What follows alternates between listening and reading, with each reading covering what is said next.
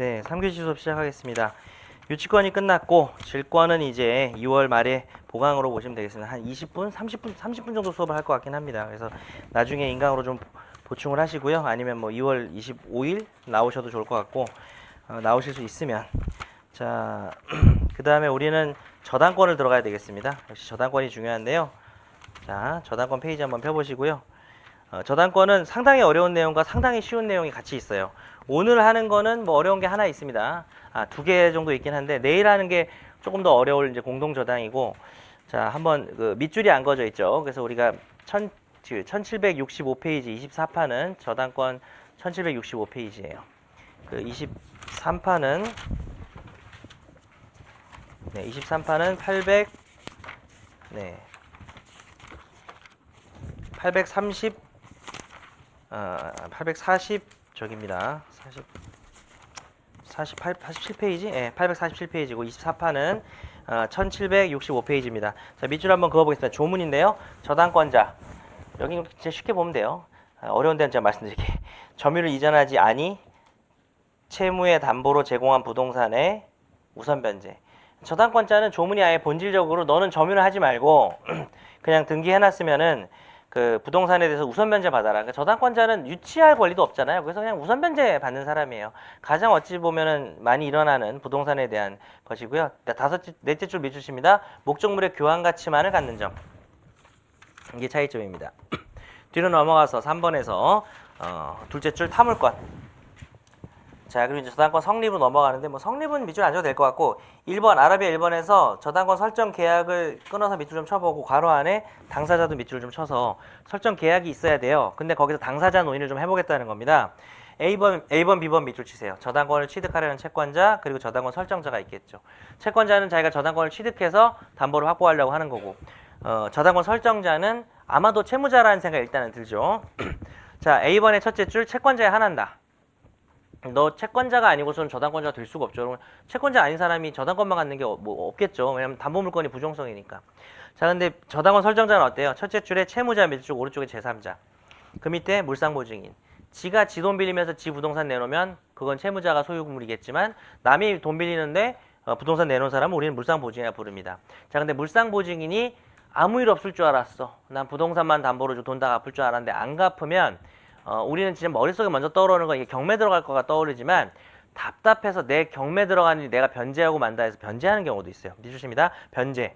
그러니까 오른쪽에 저당권 실행으로 저당물의 소유권을 잃은 때 이렇게 두 가지가 있습니다. 저당권 실행으로 저당물의 소유권을 잃을 때 그거 다 밑줄 치도록 할게요. 뭐 소유권을 잃을 때만 밑줄 쳐도 되는데 저당권 실행으로 저당물 소유권을 잃을 때 이게 뭐 한 문장에 어쩔 수가 없어요. 이 경우는 자, 물상 보증인이 왜 네가 갚아야 될 돈을 내가 대신 갚았냐 라고 해서 채무자에게 구상을 할 수 있어야 되겠죠. 그죠? 내가 빌린 돈도 아니잖아요. 네가 갚는다며. 그래서 난 잠깐 담보만 대준 거지. 그러면 담보가 뭐 항상 실행하는 게 아니잖아요. 실행 안 해야 정상이죠. 그래서 실행됐기 때문에 그 심지어 변제한 경우는 내가 돈도 안 빌리고 대신 갚았어. 구상권이 있는데요. 밑줄입니다. 보증채무에 관한 규정. 채무자에게 구상. 341조, 370조를 두껍게 칠하고 왼쪽에다가 지금 그 왼쪽쯤에다 별표를 한 다음에 그걸 쓰세요. 그대로 조문을. 이거 외워야 되니까. 자, 질권에 가면 물상보증인이 나와요. 여러분 유치권에는 물상보증인이 나올 수가 없고요. 그냥 어쩌다 점유해서 그냥 유치권자 되는 건데 질권과 저당권은 신사적으로 돈 빌릴 때 야, 그래서 뭐 시계 좀 가져와봐. 야, 너희 집 좀 저당권 하자. 이러기 때문에 난 가진 재산도 없는데요. 그럼 네 친구한테 임마 재산 하나 가져오라 그래 해가지고 하는 거란 말이죠. 질권에서 자기 시계를 내준 사람, 저당권에서 자기 집이나 땅을 내준 사람을 반대로 얘기했네. 이게 저당권이네. 그 사람이 이제 물상보증이 있는데 항상 우리 법이 조문이 유치권, 질권, 저당권으로 되어 있으니까 시험은 뒤쪽에서 저당권에서 많이 나오고 그다음 유치권에 나온단 말이에요. 그래서 불가분성 같은 경우에 아까 내가 준용된 걸 봤잖아요. 그러니까 이건 진짜 많이 쓰이는 조문이에요. 이 조문이 뭐라고요, 근데? 물보가 대신 덤택이 썼을 때 채무자한테 돈 달라고 하는 거죠. 근데 여기 보면 뭐라고 되어 있냐면은 보증 채무에 관한 이거 뭐 쓸 필요 없어요. 보증인처럼 하라는 거예요. 물상 보증에서 물상 두 글자 떼고 보증인이 원래 돈 대신 갚으면 주채무자한테 뭐 해요?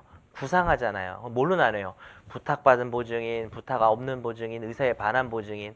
부탁받은 보증인은 누구의 그 구상권의 규정을 준용합니까? 425조 연대채무자의 출이의 비손을 다 준용하고 있고 부탁을 안 받으면 뭐 현존이익의 한도에서 한다든지 뭐 등등으로 하죠. 이런 걸로 하는데 이 보증인처럼 하라는 겁니다. 보증인이 대신 갚아준 거랑 물보가 대신 갚아준 거랑 똑같다는 거죠. 이 점은 정말 중요해요. 근데 질권의 규정이 있고 우리는 그래서 시험 문제에 80 몇 프로가 질권하고 저당권 비중을 보면 한 95대 5 정도 나오겠죠. 그래서 저당권이 나오면은 물상보증인은 채무자에게 구상할 수 있다고 괄호하고 제 370조 제 341조라고 써야 된다고 답안지. 자, 1738페이지로 가라고 되어 있으니까 우리 가봅시다. 그 23판도 거기 페이지가 적겠지만 800 몇 페이지로 가라고 써있을 거예요. 860이나 뭐 이렇게 돼 있을 겁니다. 1738 갑니다. 바로 앞으로 한 30페이지만 앞으로 가면 돼요. 자, 거기는 질권 부분인데요. 거기 물보 개념이 설명되어 있으니까 거기 밑줄 그어드리겠습니다. 1738페이지 맨 아래쪽. 밑에서 넷째 줄, 즉 제3자는 하는 부분 있죠. 즉 제3자는 그 부분부터 밑줄, 그 다음부터 밑줄입니다. 채무자를 위해 자신의 동산을 담보로 제공. 저당권이라면 채무자 지금 뭐 1738페이지 밑에서 셋째 줄이에요. 23판은 한번 찾아보세요. 그 당사자에서 B번의 질권 설정자에서 여섯째 줄이에요. 즉 제3자는 해서 채무자를 위해 자신의 동산을 담보로 제공. 오른쪽에 제3자 얘를 뭐라 그래요? 물상보증인. 그 밑에 담보로 제공한 동산을 한도로 책임을 질 뿐에서 끊고 띄고 채무를 부담하지는 않는다. 계속 이어서 보증인과 다른 점으로 나중에 옮기든지 해서 자, 지금 동산이란 말만 부동산으로 바꾸면 저당권의 물상보증이 되는 겁니다. 여긴 질권이다 보니까 이렇게 설명한 거고요. 괜히 남 돈 빌리는데 자기 물건 대준 사람을 물보라고 하고요. 이 사람은 책임은 져요. 그 물건이 경매 넘어가는 거를 책임이라 그럽니다. 왜? 책임 재산이 경매할 재산을 언급하는 거라 그랬죠. 그러나 채무자는 아니죠. 이 사람이 돈을 빌린 건 아닙니다. 그게 보증인하고 차이점이에요. 보증인은 채무자이기도 해요. 그래서 직접 돈을 갚으라고 말하면 갚아야 되는 거고 물상보증인은 내가 보다 못해서 대신 갚는 거예요. 아셨죠? 채무가 있어서 갚는 게 아니라 내 부동산 지키려고 갚는 겁니다. 오른쪽에 꽃돌이가 있네요. 물상보증인 구상권. 341조 별표. 별표하고 341조 밑줄 치고 물상보증인 구상권 뭐 제목에 있으니까 뭐 그건 치지 말까? 그 사람이 어쨌든 오른쪽에 채무를 변제 밑줄 칩시다.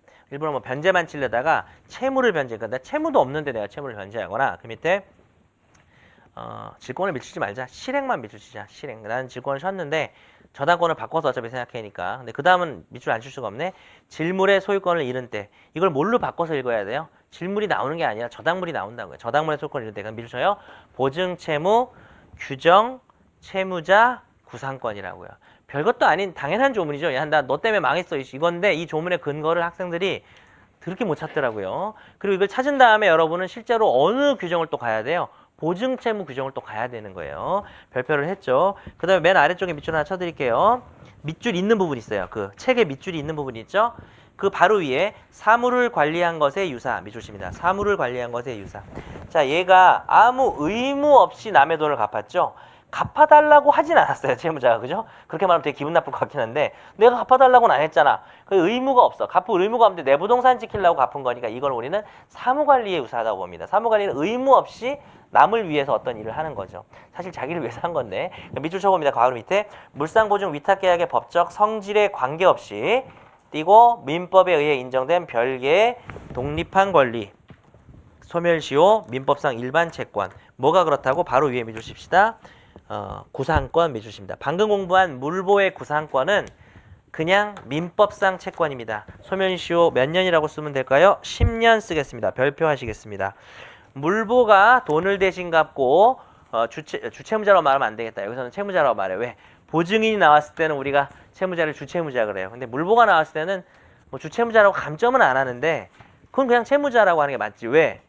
물보가 채무자가 아니니까. 그래서 걔는 그냥 채무자라고 부르면 돼요. 보증인도 채무자니까 원래의 채무자를 주채무자라고 표현하는 거예요. 그래서 사실 다 논리적인 거예요. 사실 용어도. 그래서 요거 대판 주황색 하고 기억하세요. 이 판례는. 그리고 다시 보던 대로 오겠습니다. 자, 뭐 그건 물보는 됐어요. 이제 물보는 끝났고 넘어와서 이제 갑자기 뭐 이상한 놈들이 나옵니다. 자, 이게 뭐냐 하면 되게 복잡해요. 밑줄 한번 쳐볼게요. 그 판례에서. 사실에서 밑줄 칠게요. 잘 찾아봅시다. 거의 뭐 밑줄이 없는 줄이 없어요. 그러니까 쭉 할게요. A는 B에게 매매 계약. B로부터 받을 매매 잔대금 2억 원까지 밀칩시다. 그 다음 줄에 A의 승낙 위 대지를 담보로 하여 대출받은 돈으로 매매 잔대금을 지급하기. 그 밑에 담보하기. 제1순위 근저당권. 자, 여기까지 밑줄을 쳐봅시다. A가 그림도 그립시다. 왼쪽에 그리는 게 좋을 것 같아요. 왼쪽에 그릴 만한 그림입니다. 그렇게 그림이 크진 않아요. 그냥 요것만 그리면 돼. 매도인, 매수인인데 가만 보니까 자, 나는 지금 너한테 대금 채권을 받아야겠어. 근데 얘가 돈이 없대. 그러면 이 부동산을 잘 들어봐. 이 부동산을 은행에 담보로 넣고 저당권을 넣고 대출을 얘가 받으면 돈을 낼 수 있잖아. 근데 이거를 담보로 넣으려면 얘 거여야 되는데 돈을 안 줬으니까 계속 악순환이야. 이걸 내가 넘겨줄 수가 없어 너한테. 무슨 말인지 알아요? 이 부동산을 너한테 등기를 주고 네가 뭐 담보를 해서 대출을 받는다면 그 돈으로 잔금을 받을 수 있는데 어떻게 믿고 또 소유권을 넘겨줘. 잔금 안 받았는데 그 아까 그 동해안 포기한 애 최후를 받잖아요. 유치권도 없고 망했다 뭐 이랬잖아요. 그러니까 이거 뭐 등기를 넘겨주긴 싫은 거야. 그래서 갑부에 내가 을구를 좀 길게 할 거예요. 을구를 좀 조금 크게 한다 생각하고 갑구에 내가 소유권이 있는 거고 나 너한테 아직 못 주겠다는 거예요. 그런데 은행에다가 네가 돈을 빌리면 여기 은행 저당권이 들어올 거 아니에요. 근데 얘가 대신 소유권은 못 주지만 담보로 자기가 주겠대요, 이거를. 아, 그럼 물보 생각이 들 수 있어요. 얘가 소유자니까. 근데 물보로 하기도 귀찮은게 어차피 소유권 넘어갈 거야. 그럼 내가 뭐 남의 그거 뭐 대줄 필요가 없는 거고. 그래서 애들이 고심을 한 끝에 어떻게 했냐면 자, 그러니까 지금 요 상황까지 왔죠. 2억 원에서 담보를 대출을 받는데 그다음 계속 미를 치면 그러면 나한테 내가 이 채권을 받기 위해서 내가 복잡한 놈들이야. 내가 1순위 저당권 먼저 주고 그다음 은행에 2순위 하라는 거야. 난 왜냐면 이거를 담보대출로 내줬다가 네가 대금을 그 대출을 네가 슈킹 딴 데 써버리면 매매 대금 안 주는 거야. 매매 대금 채권자잖아. 그러니까 나 저당권자 먼저 해달라는 거야. 그러면은 여기다가 얘 이름을 하려 그러는데 자기 거잖아. 그래서 자기 아내를 내세운 거야. 철하고 쓰지 말고 저당권. 아내 저당권을 했다고요. 그런데 여기다가 채무자를 얘로 하면 이게 물상보증을 내가 한 게 되잖아요. 그래서 보통 여기다가 이제 저당권 등기 안에다가 채무자를 같이 쓰거든요. 그래서 채무자를 그냥 A로 한 거야. 자기 소유물이니까. 등망진창에 등기를 이따위로 해가지고 뭔지 알 수가 없어요. 여기서 자 뭐냐면 결국 그 다음에 저기 은행이 들어오겠죠. 은행에 2순위 저당권이 들어오는데 저당권이 들어오기 전에 아내는 믿을만 하니까 아내로 해놓으면은 일단 확보가 되고 아내가 필요했던 건 나를 채무자로 하기 위해서 이걸 뭐 얘를 채무자로 하면은 내가 물보가 된 게 되니까 그게 싫은 거예요. 그래서 이런 복잡한 과정인데 이거 뭐가 문제냐면 첫째 채권자는 A인데 남을 그래도 아내도 다른 사람이잖아. 제3자 명의로 등기를 한 거예요. 두 번째 채무자는 B인데 채무자도 이름을 바꾼 거예요. 사실은 이게 요렇게 한 판례가 원래 인정이 됐고 요렇게 한 판례가 인정이 되니까 이것들이 하다 두 개를 결합한 사안을 가지고 대법원에 온 거예요. 그래 그것도 된다 이렇게 한 겁니다. 다 인정됐어요. 자 그래서 이게 좀 복잡하죠 머릿속이. 자 밑줄 칠게요. 제1순위 근저당권 밑줄 안 쳤죠. 아까 담보가까지 밑줄 쳤지. 제1순위 근저당권 밑줄 쳤나? 그 다음 밑에 A와 B 및 다 이어서 하세요. A와 B 및 제3자 C, A의 처 사이의 합의. 셋이서 다 합의한 거야. 그리고 근저당권자를 C, 채무자를 A. 이거 깜빡 생각하면 되게 헷갈려요. 지금 이거 갑자기 채무자가 지가 A가 돼가지고 부부끼리 뭐 하는 거야, 그죠? 부부 아내한테 그리고 이제 그다음 밑줄 안 치고 읽어볼게요. 그 2억 원을 A가 C로부터 차용하는 차용금 증서를 만들었대요. 그러니까 부부 사이에. 그러니까 이거는 밑줄까지는 치지 말고 그다음 밑줄 경매가 됐어. 그다음 옆에 제1순위 근저당권자인 C에게 우선 배당됐어. 목적을 이뤘지. 그러니까 후순위 근저당권자인 원고 은행이 C를 상대로 까지 밑줄 치세요. 그럼 밑줄 치는 거야. 제1순위 근저당권 C에게 우선 배당, 후순위 근저당권자인 원고가 C를 상대로 오른쪽에 배당이. 배당이가 뭐냐면 배당이 잘못됐다는 거야. 왜 네가 1순위를 받아갔냐. 해볼만 합니다. 왜냐하면 제3자 명의로 된 저당권 등기는 무효라는 게 우리 판례 원래 입장이거든요. 그게 어디서 나왔냐면 무효등기 유형에서 나왔어요. 제3자 명의로 이상하게 저당권 등기를 했다가 다시 그거 지우고 원래 저 채권자 이름으로 바꿔야 되는데 걔들이 그냥 저당권 이전에 부기등기 형식으로 하는 게 한 번 나왔어요. 무효등기에서. 그러니까 원래 제가 그때 슬쩍 얘기를 합니다. 제3자 아니 저당권자는 당연히 채권자여야 된다. 아까 원작 시작이 그거였잖아. 채권자 아닌 사람이 저당권자 말이 안 되는 거예요. 무효고 그거는 무효등기를 말소를 해야 되는데 거기서 뭐 유용을 하는 경우가 하나 있었고 여기서는 자 이거는 그래서 판례가 논거를 잡기가 참 힘든데 부부라는 점에 좀 주목을 할 수 있겠죠. 그냥 뭐 네 돈이 내 돈이고 뭐 이렇게 된 거죠. 그리고 채무자를 A로 한 것도 얘들이 큰 탈법을 하려는 게 아니라 B가 채무자인데 물상보증이 된 귀찮으니까 이게 편리할 것 같아서 편의상 이렇게 한 거예요. 지금 제가 말한 게 거기다 놓은 건데 자 계속 가보겠습니다. 우리는 기역과 니은을 주황색으로 칠합니다. 왜냐하면 기역과 니은이 독자적인 판례가 있었어요. 그래서 주황색으로 칠하는 건데 사실은 오해하지 마시고 이 단락의 마지막에 대판 전원 합의를 두껍게 칠하세요. 이 전원합의체 판례에서 다 나온 요지예요 한꺼번에. 근데 기역도 독자적인 판례가 있고 그걸 굳이 말하면 저 밑에 단락의 작은 글씨에서 감마에서 기역 니은 찾았나요? 셋째 줄과 일곱째 줄에 기역 니은을 연필로 동그라미 칩시다 여기를. 그래서 뭐 거기도 주황색도 상관없어요. 뭐 상관없고 근데 그 기역 니은에 있던 과거의 판례들이 이번 전원합의체 판례에서 기역 니은 요지로 뭐 요지 1번 2번이겠지 뭐 1번 2번인지 모르겠는데 이 교과서로 말하자면 기역 니은에서 설시가 된 다음에 마지막에 디귿에서 뭐래요? 자 대판 전원합의 바로 위에 밑줄 쳐요. 양자의 형태가 결합된 근저당권 그거 인정한 겁니다. 그래서 그 뭐 밑에 그럼 밑줄 치면 뭐 무효라고 봐도 어쩐 질적인 차이 이거 할 수가 없으니까 그냥 무시하고 그 밑에 크게 그냥 양가로 동그라미 하면 어떻게 해서요? 그죠? 양자의 형태가 결합된 근저당권도 효력이 인정됐다는 거예요. 이것도 유효하다가 최종 결론입니다. 결론을 꼭 외우시고요. 기역 니은 밑줄 쳐드릴게요. 기역 위에 쪽 기역이죠. 원칙적 채권자 근저당권자 옮기고 원칙적 채권자 근저당권자 동일인이 되어야 다만 제3자를 근저당권 명의인으로 그 밑에 채권자 다 이어서 합니다. 채권자와 채무자 및 제3자 사이의 합의. 그 다음 그 밑에 채권이 그 사람자에게 실질적으로 귀속. 그러니까 이 부부와 매수인이 다 같이 합의를 했고 그 다음에 이 채권이 C로 돼 있지만 C는 가짜인데 이 C가 뭡니까? A나 부부니까 그냥 실질적으로 귀속됐다. 니께 내 거다. 물론 부부 별산제지만 이런 식으로 한 경우는 인정이 되니까 두 가지 요건인데 특히 두 번째 요건 어떤 케이스인지 판례가 예를 들었어요. 그 위에부터 밑줄 그립니다. 쭉 이어서 나는 이어서 했는데 여러분 띄어서 해볼까요? 채권 양도 그 다음에 제3자를 위한 계약 옮길까? 제3자를 위한 계약 띄고 불가분적 채권 관계까지 밀어줍시다. 관계. 그리고 결론은 뭐냐면 1번 셋이 합의할 것 2번 그 제3자가 전혀 상관없는 사람이 아니라 실제로 채권 귀속자로 보일 것입니다. 근데 그 채권 귀속자로 보이는 이유가 뭐예요? 그 세 가지 경우가 있을 수 있다는 거예요. 그거를 양삼불 이렇게 할게요. 채권 양도, 제3자를 위한 계약, 불가분적 채권 관계. 부부는 뭘까요? 부부는 뭐 글쎄요, 뭐 부부라고 해서 불가분적 채권을 볼 수는 없는데 아까 둘이서 그 차용증 썼잖아요. 제가 볼 때는 이게 또 부정행위를 용서하는 대가가 아니었을까 하는 생각도 말도 안 되는 결합이에요. 하여튼 뭐 둘이 주고받을 게 있을 수 있잖아요, 부부 사이에. 그래서 채권양도 그래서 위에 판례 사안이 아내라는 것도 좀 기억을 하시고 양산불도 기억을 하시고 무슨 소리예요? 부부는 부부지만 부부가 아니라 부부라 한들 A가 C한테 이 채권을 양도했을 수도 있잖아요.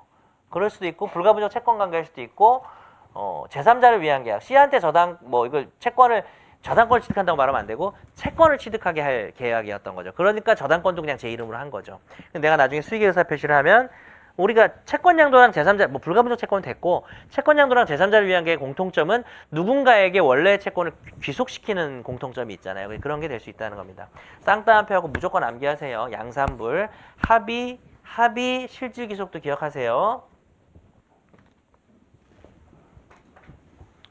그래서 내가 이걸 뭐 대합실 뭐가 있었는데 두 문자가 또 그냥 뭐 합의랑 실질적 귀속은 두 문자 그냥 없이 합시다. 양산불란 두 문자 하고 자, 그 밑에 밑줄입니다. 특별한 사정이 있는 경우입니다. 즉 이것은 예외입니다. 제3자 명의의 근저당권 설정 등기 유효 다 밑줄입니다. 예외적으로 유효가 될 수 있습니다. 자, 니은번은요. 지금 우리가 공부한 건 오로지 이 C의 저당권 등기를 공부한 겁니다. 괜찮다. 니은번 채무자 명의 부분이죠. 밑줄입니다. 부동산을 매수한 자 등기를 마치지 아니한 상태 매자 옮겨서 매도인인 소유자의 승낙 매수 부동산을 타의 담보로 제공하면서까지 합시다. 하면서 그 옆에 합의 편자를 옮겨서 편의상 그 밑에 등기부상 소유자인 매도인을 채무자라요. 그럴 수 있잖아. 왜냐하면은 뭐 물상보증되면 복잡하니까 그냥 소유자가 돈 빌리는 것처럼 한 거예요. 그랬을 때 밀주시입니다. 근저당권 설정 등기 실제 채무자인 매수인의 근저당권자에 대한 채무를 담보 오른쪽에 유효하다라는 것이죠. 그래서 여기다가 A라고 썼지만 이거 좀 충격적이에요. 느낌표나 별표를 하나 하세요. A라고 썼지만 실제 채무자인 B의 채무를 담보하는 것을 본다. A라고 썼는데 다들 B로 알고 있으니 B로 해석하는 것은 자연적 해석일 수 있겠죠. 이 판례가 굳이 언급하진 않았으니까 모두가 실제 채무자가 B인지 알면서 이렇게 A 이름을 썼을 때는 또 그렇게 본다라는 것입니다. 됐습니다. 네, 그래서 양자 형태 결합되고 근데 뭐 제가 설명한 거 이외에 이것을 너무 여기서는 또 논의를 심오하게 들어가지 마세요. 이상한 다른 생각할 필요 없고 이것만 외워서 쓰는 것도 그것도 참 힘든 일이에요. 그래서 하시고 뒤로 넘어가겠습니다. 자 2번부터 밀주실게요. 2번 저 빨리 칠게요. 이거 안 중요하니까. 아라비아 2번 저당권의 설정 등기 양가로 1번 등기사항 둘째 줄 채권액 채무자 셋째 줄 변제기 이자 발생기 지급시기 지급장소 그 밑에 손해배상에 관한 약정 358조 단서의 약정 오른쪽 끝에 조건부 이런 걸 다 등기할 수 있대요. 예, 밑줄은 열심히 쳤지만 안 중요하고요. 상식적으로 알아두라는 거고 관련 문제에서 셋째 줄은 중요하죠. 등기 효력 발생 요건 효력 존속 요건 판례는 주황색 그 다음에 등기매 효력 그러니까 그 노란색으로 효력 존속 요건은 아니라고 밑줄 치고 그럼 옮길 거 없이 효력 존속 요건 위에 뒤에다 뭐 하면 돼요? 양가로 X 하면 되죠? 발생 요건이고 존속 요건은 아니다. 그래서 그 밑에는 여러분이 연필로 읽음 표시하시고 이렇게 읽어보세요. 뭐 다 한 거예요 그동안. 등기 불법 말소되고 빠지고 그래도 그대로 존속하는 거예요. 됐고. 자 그런데 정말 중요한 판례가 2번에 나왔네요. 아주 중요한 판례. 긴장하고 보겠습니다. 각주 2번 판례 주황색 칠하고요. 별표는 좀 이따 해드리고 첫째 줄부터 밑줄입니다. 근저당권 설정 등기 위조된 등기 서류 아무런 원인 없이 말소 곧바로 근저당권이 소멸하는 것은 아니라고.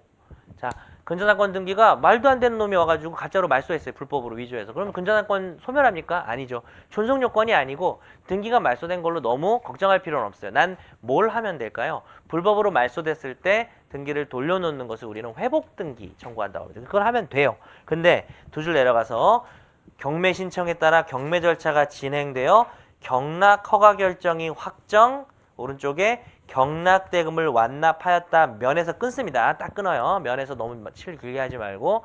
그러니까 이 바보가 저당권이 말소됐으면 빨리 살려놔야 경매에 들어가서 내가 2순위든 3순위든 받을 거 아니에요. 근데 그걸 내비둔 상태에서 경락대금까지 완납됐어요. 계속 밑줄입니다. 문학적인 표현이 나와요. 멋진 표현이. 문학적이보다는 원인 없이 말소된 근저당권은 이에 의하여 소멸하였다. 나 혼자 멋있나? 어쨌든 원인 없이 말소됐는데 이제 소멸한 거죠. 그때는 소멸 안 됐고 지금 소멸된 거예요. 말소는 옛날에 됐는데 이제 진짜 소멸됐어요. 왜? 네가 그거를 왜 안 살렸냐는 거예요. 그래서 저당권이 없는 상태에서 말소가 됐죠. 그러나 저당권은 소멸했어요. 그럼 저당권자는 아니에요. 그럼 이 사람이 저당권 회복 등기를 청구하면 되겠어요? 안 되겠어요? 경매가 끝났는데 안 됩니다. 마지막 줄 밑줄입니다. 마지막에서 둘째 줄입니다. 이미 소멸한 근저당권에 관한 말소 등기의 회복 등기를 계속 밑줄입니다. 를 위하여 현 소유자를 상대로 승낙의 의사 표시를 구할 수는 없다. 여러분은 거기까지 밑주신 다음에 회복 등기 밑에 양가로 X. 회복 등기 청구도 안 되고요. 그 아래쪽에 승낙 그 밑에도 양가로 X. 회복을 할 수 없으니 승낙을 구할 수도 없는 겁니다. 현재 소유자는 갑자기 없던 저당권이 살아나면 자기가 손해를 보겠죠. 그만큼 다 가치가 떨어지니까. 그래서 승낙 등기상 이해관계에 있는 자죠. 등기상 이해관계에 있는 제3자니까 승낙을 하냐 마냐가 중요한데 회복을 시킬 수도 없는데 무슨 승낙을 구하는 거냐. 말도 안 된다라는 거죠. 그런데 이 사람의 구제책이 있는 거죠. 나는 저당권이 있었고 불법으로 말소가 됐고 일단 첫 번째는 그 말소한 놈을 찾아가야 되겠죠. 불법행위 손해배상해야 되죠. 걔 말고 내가 1순위인데 말소가 돼서 2순위자가 1순위로 올라갔어요. 2순위자 놈이 그런 위조를 했을 수도 있겠죠. 근데 아니라 합시다. 2순위자는 그냥 뭘 또 몰라요. 나 1순위네 제일 먼저 받아갔습니다. 그랬을 때 부당이득 반환 청구가 될까요? 안 될까요? 한번 생각을 해보세요. 자, 이건 되는 거예요. 저당권은 소멸했지만 저당권의 소멸이 정당한 건 아니잖아요. 저쪽에서 위조를 한 거고, 물론 그렇게 된 걸 왜 빨리 회복 안 했냐고 비난할 수는 있지만 회복을 안 했다고 해서 그 사람의 저당권으로서의 우선 변제권이 없는 건 아니고요.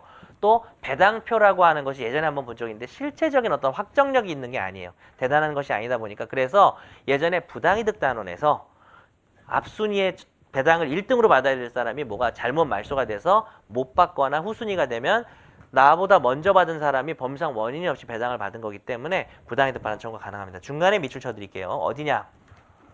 위법하게 말소되어. 그러니까 아까 밑줄 친 거 바로 밑에 있어요. 위법하게 말소되어. 그 밑에 전혀 배당받지 못한 근저당권자로서는 이건 사실 근저당권자죠.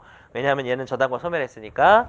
그 오른쪽에 실제로 배당받은 자에 대하여 부당이득 반환 청구 양가로 동그라미.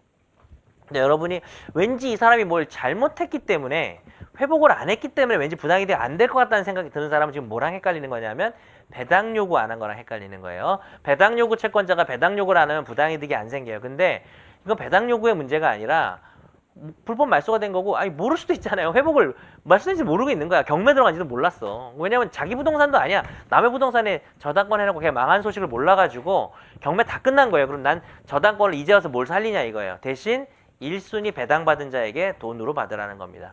그게 차선책이죠. 왜냐면 저당권이 있으면은 부동산에서 해먹을 수가 있는데 걔가 1순위를 받아서 나 돈 다 썼어. 안 줘. 막 이러면은 문제가 생길 수 있겠죠. 또 소송하고 또 강제 집행하고 그런 걸 또 해야 되잖아요. 자, 그 문제 꼭 기억하고요. 별표는 부당이득 반환 청구에 별표하시고요. 회복 등기 안 되고 승낙 안 된다는 거에다가도 별표를 하나 하도록 하겠습니다. 그리고 위쪽에 원인 없이 말소된 근저당권은 이에 의해서 소멸했다를 뭐 별표를 하거나 아니면은 쌍따옴표를 합시다. 요 문장을 좀 기억합시다. 그다음에 그 위에 둘째 줄에 곧바로 저당권이 소멸한 건 아니다. 여기도 쌍따옴표를 좀 해봅시다. 바로 소멸하는 건 아니지만 경매가 끝나면 소멸한다 이겁니다. 아셨죠? 자, 그다음에 오른쪽 3번 아라비아 3번에서는 객체 밑줄 치고요. 셋째 줄에 부동산 밑줄 치고 그건 알았었는데 지상권 전세권도 될 수 있다는 건 밑줄 치세요. 지상권 전세권에 대한 저당권이 가능합니다. 우리는 전세권 저당권은 공부를 했어요. 지상권 저당권은 몰라도 돼요. 시험에 안 나오고 전세권 저당권은 통정의 표시에서 공부했습니다. 자, 그 다음에 꽃순이에서는 이건 안 중요한 건데 알파 법정 저당권 둘째 줄에 649조 밑줄 치고 뒤로 넘어가서 베타 수급인 저당권 설정 청구권 둘째 줄에 666조 밑줄 칩니다. 뭔가 악마의 666이라는 거 기억이 나는데 배운 기억은 안 나죠. 별로 중요하지 않아요. 아라비아 3번, 데로마 3번의 효력 두껍게 칠하고요. 아주 중요한 단원이 이제 나옵니다. 1번에 저당권의 효력 범위 양가로 1번에서는 목적물 범위. 뭐 목적물이 뻔한 거 아니에요? 건물 저당권이면 건물이고 토지 저당권이면 토지고. 자, 358조와 359조 드디어 나왔어요. 정말 중요한 조문입니다. 358조에 별표를 하시고요. 제가 작년에 수업을 하면서 변신은 참 이상해. 358조가 중요한데 359조가 나올 것 같았는데 올해 나왔어요. 엄청 어렵게 나왔어요.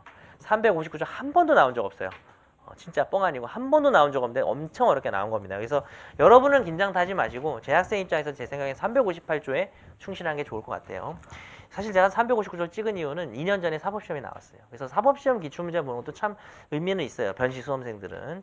사실랑 변시랑 서로 뭐 냈다가 출제하는데 겹치기 때문에 뭐 그렇게 되는 거죠. 자, 우리가 이제 전통적으로 완전 A급은 358조예요. 358조의 별표를 뭐 조그맣게 2개를 하든지 하고 359조에는 조그맣게 별표 하나만 합시다. 예. 359조는 존재 자체를 몰라요, 학생들이. 그래서 이거 시험 나오면 난리 날 거야. 이랬는데 난리가 났어요. 자, 그래서 358조 볼게요. 근데 내 수업을 들었어도 그래도 좀 어렵게 나왔어요. 그걸 듣고도 또 생각도 좀 해야 되는 상황으로 나와가지고 당연히 그 판례를 최신 판례가 나오거든요. 2016년 판례가. 뭐 당연히 제가 강의를 했는데 답안지 쓰기가 쉽진 않았을 겁니다. 그래서 358조 공부해보면 밑줄 쳐보면 저당권의 효력, 부합된 물건, 종물, 미친다. 뭐 그러나를 옮길까? 그 나자를 옮길까? 그러나 법률 약정. 사실 이건 이 단선 별로 안 중요해요. 359조 밑줄입니다. 저당권의 효력, 압류가 있은 후 과실에 미친다. 이거 진짜 나올 거라고 생각 못했죠. 과실.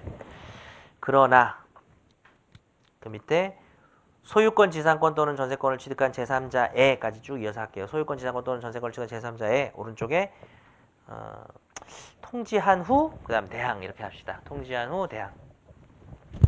자, 그 점은 좀 어려운 점이고 우리는 358조만 열심히 하시면 돼요. 일단 자, 358조 공부할 텐데 첫째 줄이 아주 중요해요. 저당권의 효력 미칩니다. 첫째 줄에 그 가번의 첫째 줄 저당권의 효력 범위.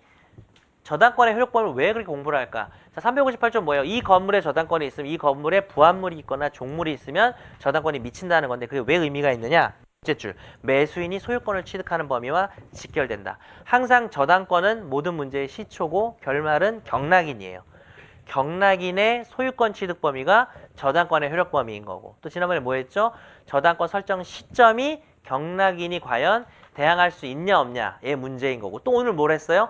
저당권보다 앞선 지상권은 인수가 되고 뒤에 있는 지상권은 소멸이 되죠. 그 인수되고 소멸되는 건 누가 좋고 누가 안 좋은 거예요 지금. 경락인 문제예요. 저당물을 샀는데 이상한 게 같이 혹처럼 오면은 인수주의인 거고 그게 소멸되면 소멸주의인 거죠. 그 모든 기준은 저당권 설정 시점이죠. 그러니까 저당권 설정 시점이 경락인에게 영향을 주고 저당권의 효력 범위가 경락인의 소유권 취득 범위에 영향을 주는 거죠. 그래서 358조를 바꿔서 읽으면 어떻게 되는 거예요? 경락인은 저당 부동산에 부합된 물건과 종물의 소유권을 취득한다라고 읽으시면 되는 거예요. 그래서 방금 밑주신 거에 별표합니다. 뭐 왼쪽에다 하든지 아니면 매수인이 소유권을 취득하는 범위와 직결된다. 뭐 여기다 어떻게 알아서 별표를 하든지. 알파번 원칙 밑줄 치고요. 1번부터 공부해 보겠습니다. 건물, 증축 부분, 부합물. 이미 공부했어요. 증축은 원칙적으로 부합이다. 예외적으로 독립성이 있을 수도 있겠죠. 건물, 증축 부분, 부합물. 오른쪽에 부합의 시기를 가리지 않는다. 첫 번째 별표 등장했습니다. 부합은 시기를 가리지 않아요. 무슨 소리입니까? 내가 저당권을 설정하고 있는 건물에 뭐 부합됐어? 잘 됐네. 이렇게 되는 거예요. 저당권 가치만 점점점 올라가는 겁니다. 저당권에 부합이 되면 저당물에 부합이 되면 저당권이 다 미치는 거예요. 뒤늦게 와서 붙으면은 계속 와서 붙어라 이러고 있는 거죠. 부합물이 붙으면 뒤늦게 와도 내 겁니다. 즉 밑줄칩니다. 저당권 설정 후에 부합된 경우에도 그 효력. 오른쪽 끝에 보다는 경매목을 옮길까? 경매목을? 그게 한 줄에 끝날 것 같은데 나는 이렇게 했는데 난 망했고 경매 목적물로 평가되지 않았다고 하더라도 띄고 경락인은 부합된 증축 부분의 소유권을 취득한다. 결론은 이거라고. 경락인이 취득하는 거고 이 문장을 별표 꼭 합니다. 즉 경매 목적물에 포함되는 건 뭘까요? 뭐 잘은 모르지만 경매법원이 경매 목록을 만들겠죠. 물건 목록을 리스트를. 그래서 경매 목적물을 쓰다가 여기에 부합된 물건이 있는데 예를 들면 뭐 주유기 그 밑에 보면은 주유소 건물을 그거는 저 종물이구나. 사실 유류 저장 탱크가 뭐 이랬다 저랬다 하는데 토지 지하에 유류 저장 탱크가 부합됐다 칩시다. 부합이 될 때도 있고 안 될 때도 있는데 근데 토지 저당권을 실행할 때 유류 저장 탱크를 경매법원이 목적물에 안 썼어. 리스트에. 그래도 되는 거예요. 그러니까 여러분 시험 문제를 풀 때 경매법원의 목록만 보면 안 되고 여러분이 부합의 요건을 따져서 이게 과다하게 뭐 훼손 어쩌고 해서 부합이 되는지 따져야 되는 거지. 그 다음 그 뒤에 바로 종물이 나오는데 종물도 마찬가지야. 종물에 여러분이 요건을 따져야 되고 그것들이 경매법원의 목적물 리스트에는 있는지가 중요하지가 않다고요. 여기다 별표 하나 해야 됩니다. 경매 목적물로 평가되지 않았다. 이거는 별표하시고 그러니까 리스트에 없다는 거예요. 그래도 우리는 경락인이 무조건 취득하기 때문에 시험 문제를 풀려면은 부합물 종물을 여러분이 알아서 공부한 실력으로 풀어야 되는 거죠. 어려워진 거죠. 그죠? 괜히 리스트만 보면 안 되고. 그 다음 판례는 뭐 토지 지하 유류 저장 탱크 밑주신 다음에 세모합시다. 이거 뭐 유류 저장 조는 뭐 아니다 그랬는데 조랑 탱크랑 다른 건 아니기 때문에 이거는 어쩔 수가 없고 세모하고 넘어가고. 자, 그 다음에 2번 앞에서 슬래시를 할까? 아니면 건물 앞에서 슬래시 할까? 2번 앞에서 슬래시 하니까 눈에 띄나? 자, 슬래시 하고 부합물 끝났어요. 종물 들어갑니다. 종물을 제가 민총에서 안 봐서 보강할 때 해드릴 건데 뭐 할 것도 없고 여기서 해도 돼요. 자, 일단 밑줄 쳐드릴게요. 주유기, 백화점 건물, 전화교환 설비, 종물입니다. 그래서 건물도 밑줄을 칠까요? 그냥 대응하기 위해서 주유소 건물이 있는데 주유기를 설치한 거는 종물이고요. 이건 부합물이 아니에요. 들러붙은 게 아니잖아요. 주유기가 여기 서 있는 거잖아요. 그 다음에 백화점 건물에 전화 교환 설비가 막 뗄 수 없게 붙어 있는 게 아니라 밑에 이렇게 설비가 하나 설치가 된 거예요. 이런 경우에 독립성이 있는데 그 주된 물건의 일상적인 사용에 이바지하는 걸 종물이라고 합니다. 바로 뒷페이지에서 공부를 할 수가 있어요. 23판은 아마 그 페이지 각주고 24판은 뒷페이지 각주입니다. 각주에 보니까 판례에 종물의 요건이 나와 있습니다. 지금부터 종물을 공부하겠습니다. 그 동그라미 1번에 종물 밑줄 치고요. 소유자가 물건의 사용에 공하기, 오른쪽에 자기의 소유인 다른 물건을 이에 부속, 여기까지가 요건입니다. 자, 요건을, 종물의 요건을 우리가 상부독소라고 합니다. 지금 암기하세요. 그냥 내일 문제 풀어야 되니까. 주물의 상용, 평상시의 사용에 공한다, 이바지한다. 상용에 공한다, 일상생활 사용에 이바지한다. 뭐라고 써도 돼요. 한글로 쓰든 한자로 쓰든 다 이바지만 한글인가? 한자죠. 상용에 공한다. 그게 이바지할 공자예요. 한자가. 그러니까 말이 어려운데 백화점이 있으면 백화점을 평상처럼 사용하려면 전화를 해야 될 거 아니에요. 매장들이. 전화 교환 설비는 여기 있어야 되는 거고, 주유소가 일상적으로 잘 사용이 되려면 주유기가 있어야 될 거 아닙니까? 이런 것들이 상용에 이바지하는 거죠. 그 다음에 부속을 시켜야 돼요. 부속을. 근데 부속 이꼴 거의 같은 얘기인데 독립성을 의미합니다. 우리가 부합은 독립성이 없는 거고 부속은 독립성이 있다 그랬죠. 그래서 부합물과 종물은 어떻게 구별해요? 부합물은 독립성이 없는 거고 종물은 독립성이 있는 거죠. 부속을 시킨 거죠. 그래서 근데 여기서 교수들이 부속할 것, 독립성일 것 이렇게 따로 요건을 해요.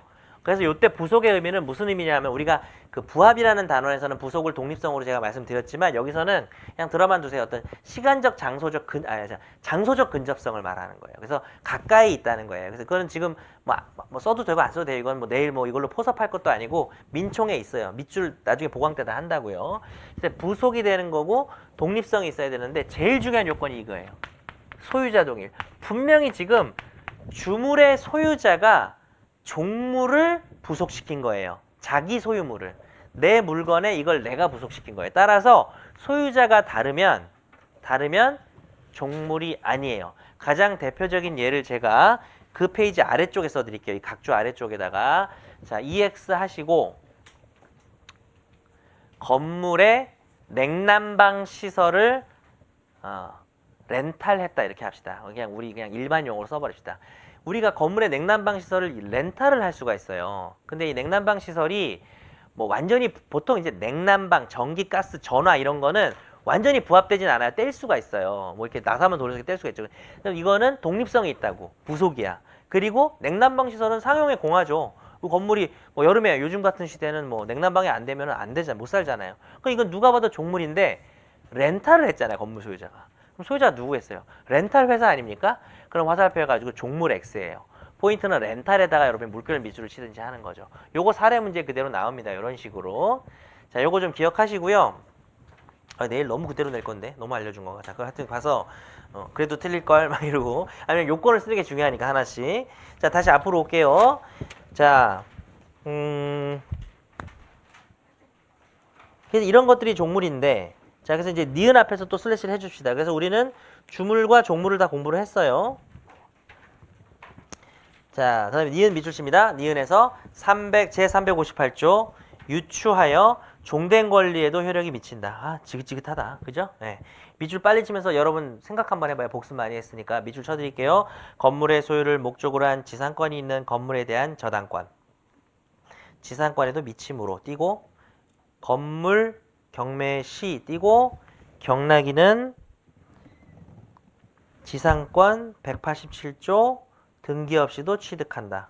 나 설명 안 할 거야. 그 다음에 토자 옮겨서 토지 임차권이 있는 건물, 이것도 일관되게 하려면은 에 대한 저당권 해야 됐다. 건물에 대한 저당권 밀치게요. 토지 임차권이 있는 건물에 대한 저당권, 옆에 임차권에도 효력. 임차권의 양도에는 임대인의 동의가 필요. 629조 1항. 경락인은 임차권의 양수인에 해당. 경락인도 임차권의 양수인으로 보는 게 좀 문제가 있다 그랬죠. 그 밑에 임대차 계약을 해지할 수도 있다는 점. 629조 2항. 그 밑에 토지 임차인은 건물 매수 청구권을 행사할 수 없고, 띄고 건물을 철거하여 토지를 반환할 수밖에 없다. 지금 해지를 당하고 있습니다. 계약을 위반해서 무단 양도를 하고 동의를 안 받은 자예요. 그러면 우리가 임대차를 공부할 때 지상물 매수청구권이나 부속매수청구권의 공통점은 정상적으로 기간이 만료됐을 때 행사할 수 있는 거지, 차임연체 등 채무불이행으로 계약을 위반해서 해지를 당할 때는 지상매수나 부속매수 청구할 수 없다 그랬어요. 근데 지금 남한테 경매를 당해서 무단양도 한 것도 일종의 계약을 위반한 걸로 보는 거죠. 그래서 이때도 건매청 행사가 안 됩니다. 경락인은 당연히 안 되겠죠. 경락인은 지금 임차권을 취득하지도 대항할 수도, 임차권 취득 이전됐지만 대항하지도 못하니까. 자, 이거는 뭐 별표를 2개 해야 되는 거지만 그동안 하도 많이 해서 뭐 안 해도 상관없을 것 같아요. 여러분이 이걸 이해하셔야 되는 거고, 디귿번, 니은번은 난 넘어갈 거예요. 자, 또 나온다 그랬죠. 그 다음에 좀 잊어버리신 분들은 뭐 하면 돼요? 집에 가서 핵법한 판례를 읽어보면 돼요. 그 2페이지를. 자, 디귿에서는 뭐 별거 없습니다. 셋째 줄에 부합된 물건이나 종물에 해당하지 않음에 도에서 끊고, 법원이 부합물이나 종물로 보아. 법원이 우리보다 못한 거지. 그치? 우리는 부합물, 종물 구별할 수 있는데 잘못한 거지. 법원이 실수한 거고. 밑줄 갑시다. 경매를 진행, 경락허가. 경락인은 그 소유권을 취득하지 못한다까지 밑줄 생각해봐요. 자, 넘기지 말고. 부합물이나 종물이 아닌데 부합물, 종물로 봐서 리스트에 넣은 거예요. 그래서 경락이 돼도 경락인은 소유권을 취득 못해요. 그러니까 결국은 경매 목적물에 법원이 넣는지 안 넣는지는 안 중요한 거예요. 여기도 별표를 하고, 결국은 여러분이 그 2개를 합쳐서 뭐라고 하면 되냐면은 경매 목적물 포함 여부는 불문이라고 하는 거죠. 포함이 돼도 부합물 종물이 아니면 취득을 못하고요. 포함이 안 돼도 부합물 종물이면 취득하니까 그걸 여러분 나름대로 정리를 좀 잘 해놔요. 경매 목적물 포함 여부는 불문이고 실제 부합물 종물인지가 중요하다고요. 아셨죠? 그 맨 위에 문장과 지금 맨 마지막 문장이 일맥상통하는 거예요. 2가지 관점에서 다. 그걸 써놓고 넘기도록 합니다. 쓰신 분들 좀 넘겨보시고. 그 뭐 예외는 안 중요해요. 예외 밑줄 쳐드릴게요. 예외, 법률. 그 다음에 넷째 줄에 약정. 근데 법률에 의해서 부합이 부합물이 아닌 예외를 교수님이, 다른 교수들도 마찬가지인데, 밑줄 칠게요. 타인의 권한에 의해 부속된 경우는 부합되지 않는다. 그 밑에 250조 단서 밑줄 칩니다. 다. 그러니까 타인 권한으로 부속하면 부합이 안 되니까 법률의 규정에 의해서 부합물에 저당권이 안 미치는 예외라는데 좀 이상하지 않아요? 예, 부합물이 아니잖아, 이렇게 되면. 예, 부합을 안 한 거니까 그냥 안 미치는 건데 그게 무슨 법률의 규정에 의한 예외야. 이상한데 뭐 다들 그렇게 가르치니까 나도 그렇게 가르칠래요. 자, 그 다음에 B번 과실 밑줄 칩니다. 과실은 시험에 안 나올 것 같지만 그래도 이제 나올 때가 됐습니다. 사시에서 나왔습니다. 꼭 보세요. 라고. 근데 진짜 지난주에 나왔어요. 지난주에. 과실 밑줄 치고 둘째 줄에 저당권의 효력, 과실. 그 밑에 밑자 옮겨서 미치지 않는다. 아, 그렇죠. 은행이 우리 토지에 저당권 있다고 해서 내가 우리 토지를 남한테 지상권을 주고 지료를 받아먹고 있는데 그 지료를 은행이 가져가진 않잖아요. 그건 내 소유물에서 내가 남한테 지상권 주고 사용이 내가 포기하고 내가 사용료 받는 건데 그거를 저당권자가 가져가면 말이 안 되죠. 그러나 밑줄입니다. 그러나 그 밑에 압류가 있은 후 또 그 문제가 달라지는 거지. 압류가 있으면 그 뭡니까?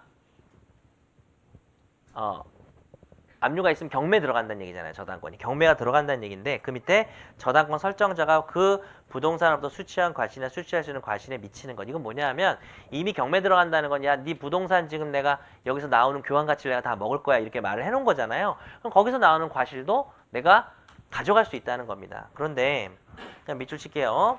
사무구조 본문이고 베타의 대항 요건 밑줄 치고 소유권, 지상권, 전세권을 취득한 제3자의 대항 오른쪽에 통지하여야.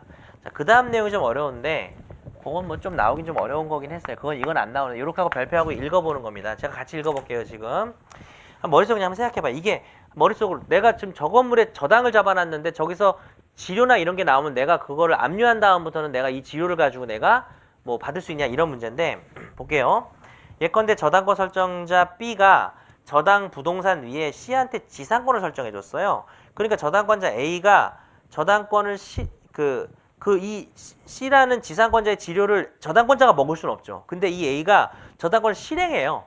그러면 압류가 됐기 때문에 나는 이 토지만 저당권을 먹는 게 아니라 여기서 나오는 지료도 먹겠다는 거예요. 근데 그러려면 이를 C에게 통지를 해야 돼요.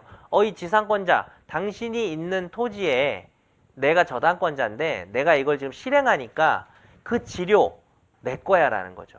그래서 그 지료를 밑줄 뭐라고 되어 있어요? 통지를 하지 않았다면 C가 B에게 지료를 지급하겠죠. 정상적인 지상권자라면 토지 소유자한테 주는데 이건 유효한 것이고 여기에 내 효력이 미칠 수 없다는 게 그냥 학설의 논의였어요. 그동안에. 근데 최근에 이게 적용된 판례가 24판에 추가된 판례고 이게 이제 정말 나올만 한 거였죠. 자, 첫째 줄 끝에 밑줄 칩니다. 일단 첫째 줄에 359조 밑줄 치세요.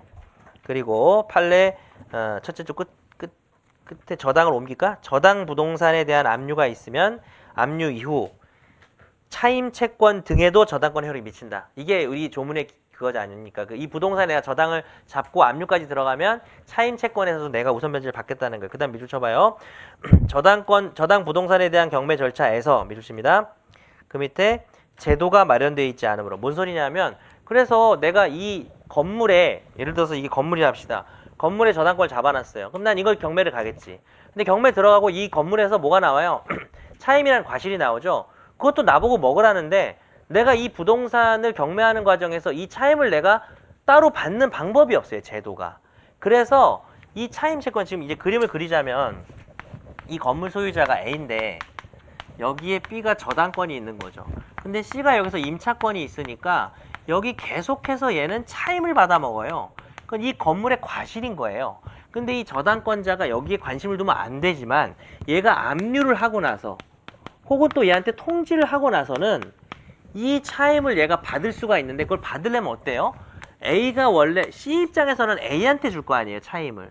근데 내가 얘한테 채권이 있다는 이유로 이걸 다시 받으려면 나는 얘한테 채권이 있고 저당권이 있는데 얘는 얘한테 차임을 받는 상태다. 근데 내가 이 차임을 내가 직접 받으려면 이거는 부동산이지만 이건 성질이 뭐예요? 채권이죠. 자, 부동산을 집행하는 건 뭐였어요, 지금? 저당권에 의한 경매였죠. 채권을 집행하는 게 뭐예요? 채권 압류라 그랬어요. 채권자, 채무자, 제3채무자로서 채권에 대한 압류 추심이나 압류 전부 명령을 받아서 집행할 수가 있는 거예요. 근데 이거는 별개의 집행 절차라는 판례가 나온 겁니다. 너무 어려운 게 나왔어요. 이게 학생들이 가장 어려운 문제였는데 이번 사례형에서. 그래서 밑줄 칠게요. 차임 압류 이후 차임 채권보다는 효력을 미친다. 근데 제도가 없다. 그래서 그 밑에 별개로 민사집행법 273조에 따른 채권 집행의 방법으로 하여야 밑줄 칩니다. 이거는 그 부동산 경매 절차라는 건 별개로 그냥 채권에 대한 집행을 해야 되는데 이 채권에 대한 집행은 우리가 알다시피 여러 가지 압류 추심 등이 되겠죠. 자, 근데 오른쪽에 넘어가서 저당권자, 차임 채권 등의 위와 같은 방법으로 채권 집행을 실행하는 경우에도에서 끊고 그 밑에 차임 채권은 임차인이 배당받을 보증금에서 당연히 공제된다. 이게 시험에 나왔어요. 그러니까 보증금에서 차임은 무조건 빼는 거잖아요.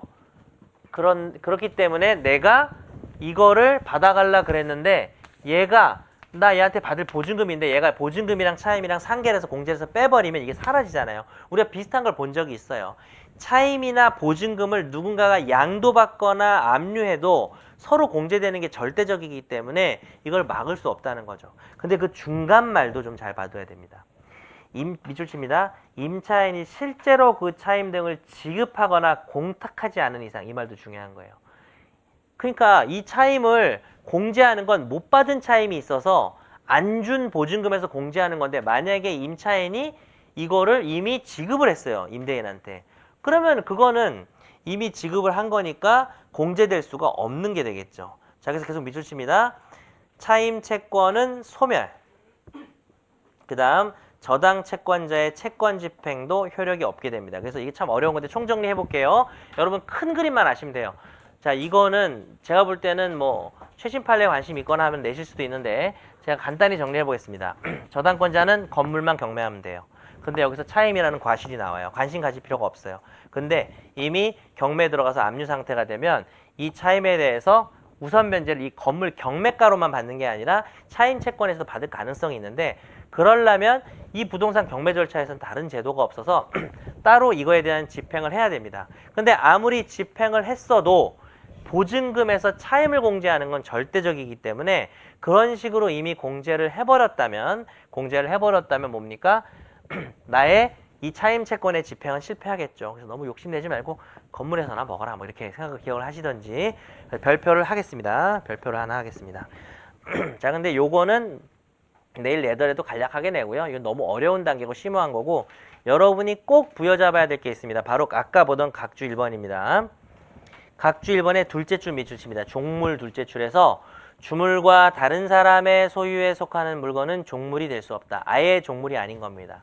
그 밑에 밑줄 칩니다. 부합된 물건, 부합될 당시에 누구의 소유였는지를 가릴 것 없이 낙자를 나중에 옮겨서 낙찰받은 사람이 소유권을 취득.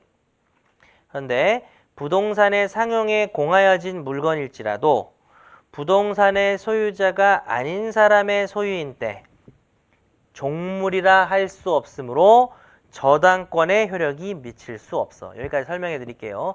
부합물은 누가 소유인지 관심이 없고요. 부합되면 무조건 저당권이 미치면 돼요. 근데 종물은 주물과 종물의 소유자가 같아야만 내가 358조에 의해서 저당권의 효력이 미치니 경락인이 뭘 어떻게 한다? 종물의 소유권을 취득한 거죠. 그럼 내가 아까 밑에 써준 거 렌탈 회사에서 냉난방 설비를 가져와서 주물의 상용에 아무리 공하더라도 이건 종물이에요, 아니에요? 종물이 아니죠. 그럼 이 건물이 경매가 들어갔을 때 경락이 이 냉난방 시설이 경매 리스트에 있었대요.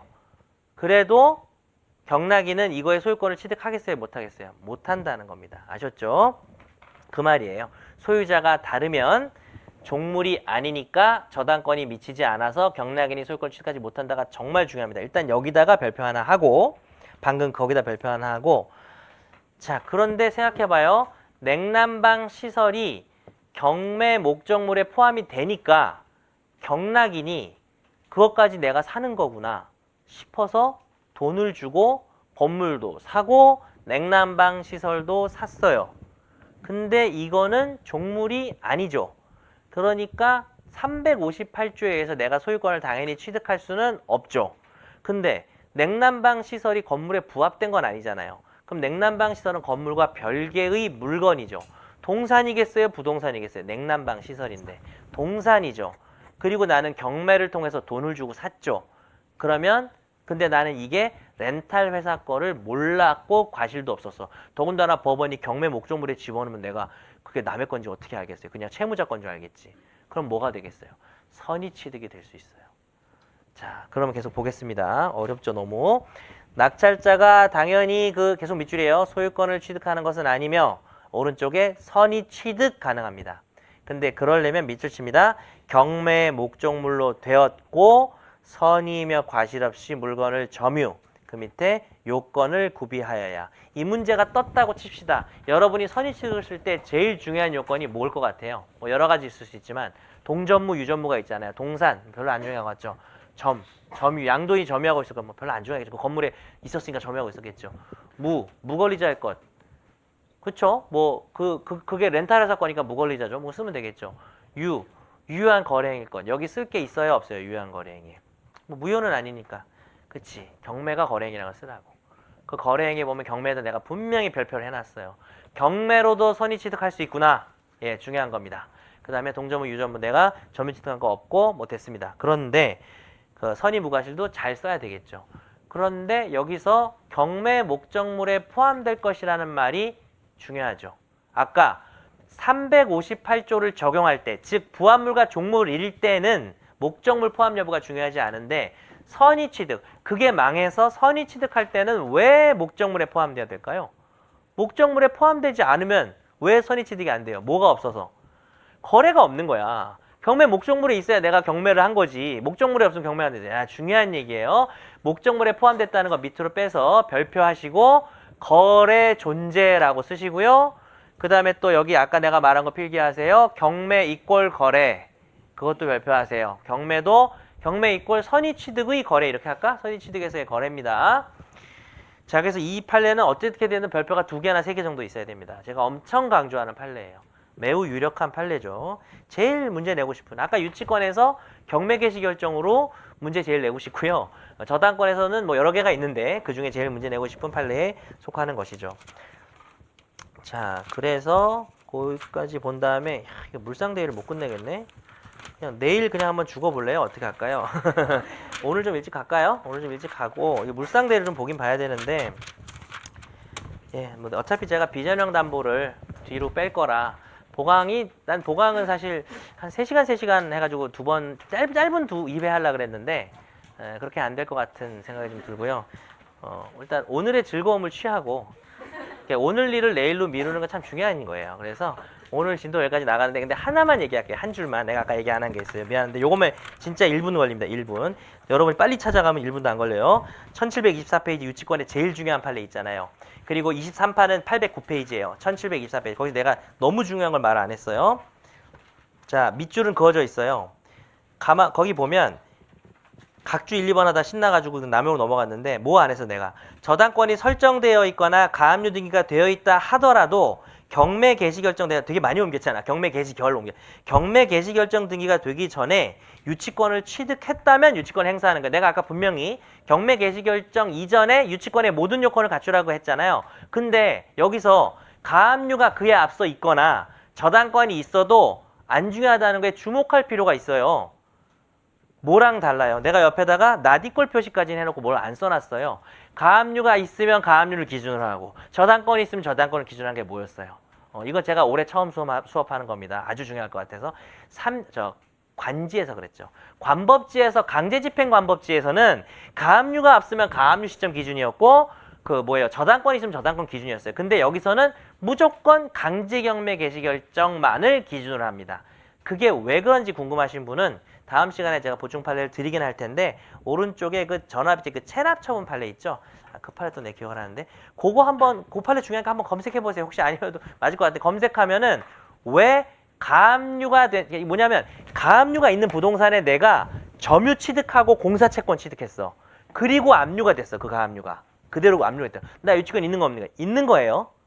가압류된 상태에서 유치권 취득할 수 있어요. 그 판례가 뭐라 하냐면 여러분 가압류랑 압류 공통점이 뭐예요? 처분 금지효가 있죠. 근데 왜 가압류의 처분 금지효 상태에서는 유치권을 취득해도 그 사람을 인정해주고 압류의 처분 금지효 이후에 들어온 유치권은 인정 안 하는지 이게 되게 엄청난 그 판사들이 관심 갖는 주제예요. 그래서 요거는 상당히 핫한 주제가 될 수 있습니다. 아까 이거 관지할 때는 야 가압류 들었으면 그걸 기준으로 다 생각하잖아. 저당권 들었으면 그걸 기준으로 하자 이렇게 말해놓고 여기서는 무조건 강제경미개 실정 즉 압류 본압류만 기준으로 하고 그 앞에 가압류가 있어서 일단 문제는 그렇게 푸시고 내일 왜 그런지 왜 가압류의 처분 금지와 압류의 처분 금지가 단지 궁금하신 분들은 이 판례를 좀 검색해 보는 걸로 하겠습니다. 예, 오늘 수업도 나오고 고생하셨고 마칠게요. 고맙습니다.